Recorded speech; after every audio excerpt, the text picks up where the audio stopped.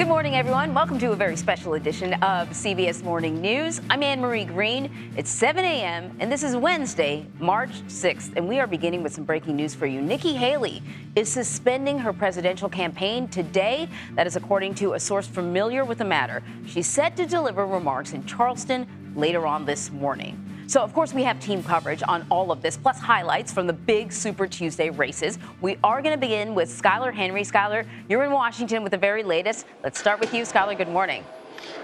Hey, Anne-Marie, good morning to you. Absolutely breaking news here as the former UN ambassador says that she will suspend her presidential bid. A little later on today, we're expected to hear those public remarks and really hear as to why she decided not to move forward. But over the course of the last 48 hours, we know her campaign had ultimately said that they wanted to see whether she could be competitive following what we saw on Super Tuesday. We should also point out that we don't immediately expect an endorsement of the former president, saying instead that she wants to have some sort of dialogue with him before figuring out how to move forward. And that is because she feels as if she represents several moderate members of the GOP who wanted a Trump alternative, if you will, and not only from a policy perspective, but rhetoric as well. So we'll hear a little bit more from her in a couple of hours. Now, as for what we saw on Super Tuesday, steamrolling, if you will, from the former president who commanded many of those Super Tuesday voting states, especially gobbling up a lot of those delegate-rich states like California and Texas, getting him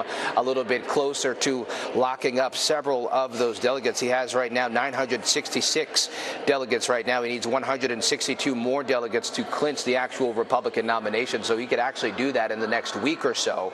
So we'll see what happens there. Meanwhile, on the Democratic side, President Joe Biden, he had a great day yesterday too, but he still has his work cut out for him as far as getting his voter base a little bit more enthused in terms of getting out and the possibility of him having a second term there. He's facing a few issues in terms of rhetoric around the economy, especially given the fact of inflation. Obviously, there's the crisis at the U.S.-Mexico border. He'll have an opportunity to lay his case out there to voters tomorrow during the State of the Union address, but he will also be hitting the campaign trail as well, hitting several battleground states, including Pennsylvania and Georgia. But we should also point out it wasn't exactly a clean sweep for President Biden. Actually, he didn't win the tiny U.S. territory of American Samoa, and that is because it went to Jason Palmer, a Baltimore resident, entrepreneur, and a political enthusiast, if you will, who has a ton of cash and actually did not make it to American Samoa until the day of the caucus, instead doing Zoom town halls to make his case out there. Obviously, we don't expect this to derail the president's bid in terms of locking up the Democratic nomination, but actually absolutely an interesting twist, if you will, from an otherwise unsuper Super Tuesday, Anne-Marie. Very unsuper. Thanks a lot, Skylar. You bet. All right, so for a little more analysis, let's bring in CBS News campaign reporters Olivia Rinaldi and Nydia Cavazos. Thank you so much, guys. Nydia, I'm going to start with you because you've actually been following the Haley campaign. What more do we know about the decision that she has made? Good morning, Anne-Marie. We know that Nikki Haley will be delivering her remarks this morning in Charleston, South Carolina. We know that her team of volunteers, her production staff, everyone was already asked to stay in place in South Carolina. So we were already sort of anticipating that something was coming, although we didn't have official confirmation. But according to sources familiar with the matter, we were able to confirm this just this morning, a couple of minutes ago.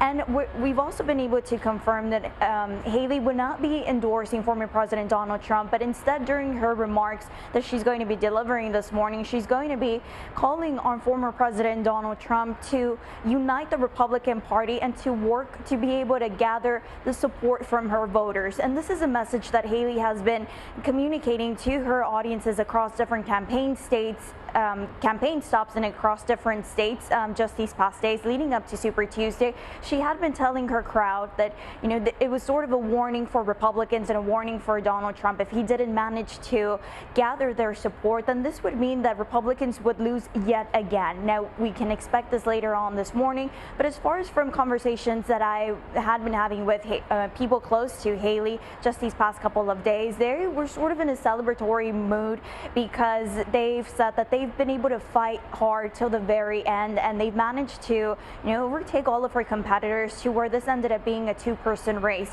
After Nikki Haley's defeat in Iowa, she was already calling this a two-person race, even though Governor DeSantis was still in the race. But to her, it was just about herself and former President Donald Trump. And now, despite the many calls that Haley had been receiving to drop out and numerous questions from reporters at different gaggles, different campaign stops, asking her if she had any plans to drop out or commit beyond Super Tuesday. And Haley had always said that her focus was going to be Super Tuesday. She was going to take it one day at a time and then reassess. But of course, after last night's results, she was only able to take on a win in Vermont. And so now, of course, we're left with this announcement that's to come later on this morning that she will officially be suspending her presidential race. Yeah, I'm sure she was taking a good hard look at her fundraising capability as well. I know she lost at least one big donor in the lead up to Super Tuesday. So, Olivia, I want to talk to you. Trump clearly easily won almost all of the GOP races. But, when you look at the actual vote count, the actual electorate, Nikki Haley got enough support that you can't ignore it. Now she's dropping out. So what does that mean for Donald Trump's campaign? Is he going to try to win over these Nikki Haley voters? Yeah, good morning, Anne-Marie. The reality of the situation is that Donald Trump needs those voters if he's going to be successful in November. But broadly speaking, this is the two-man race that Donald Trump has wanted and has been speaking about for several months. He has been framing this as it's already between him and Joe Biden and that everyone else needs to drop out and coalesce around him. The goal last night was to beat Haley so bad in the Super Tuesday states that she would be forced to drop out, and it looks by all means that they're very successful at that now. And on that note, that Haley's not going to endorse Trump, that is quite notable because, as you mentioned, that is a big voter share of Republicans and independents. We saw independents come out for her in Virginia, in Vermont. Clearly, she won that state. So those are people that Donald Trump is going to need come November. And that's really part of the pivot to get those voters. The campaign knows they're going to need them. So I suspect that there will be maybe some courting there. Donald Trump even mentioned in his speech last night, he would like to unify the party and see that going forward. However, he didn't even mention Nikki Haley in his speech last night. I found that notable. He's been avoiding her pretty consistently. When you ask the campaign, well, what about the Haley factor? They say, who? The senior advisor said that to Caitlin Huey Burns last night. I mean, clearly slighting her. So how then do you coalesce the party around that type of messaging? That'll be something we'll be watching very, very closely and kind of speaks to where the Republican Party is right now. Yeah, well, he did say Super Tuesday would be too late to get on the Trump train, but it's not like we haven't heard the former president change his sentiment about certain people when it's useful to him. Nydia, I want to sort of get to you before we have to go on to some other things.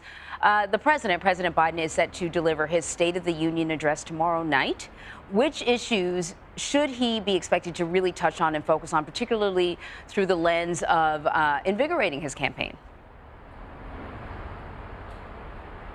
What's interesting is the State of the Union, normally you'll have the president talking about different policies and what we can expect, touching on different issues. But what we can also expect from President Biden is really making this pitch to Americans as to why they should continue to support Democrats, why they should continue to support his administration rather than his competitor, former President Donald Trump. And as of course, with Nikki Haley dropping out officially later on this morning, we know that we're moving on to a general election mode. So President Biden knows that he has obstacles as he's going to be facing, and he's been having, the obstacle of he has protesters. He's been losing the support from Arab Americans as he faces a pressure to call for a ceasefire. And so we know for a fact that President Biden has to give this message to Americans that they should unite behind his administration, behind Democrats, and are also going to be talking about the dangers of what it would mean to have a second Donald Trump administration.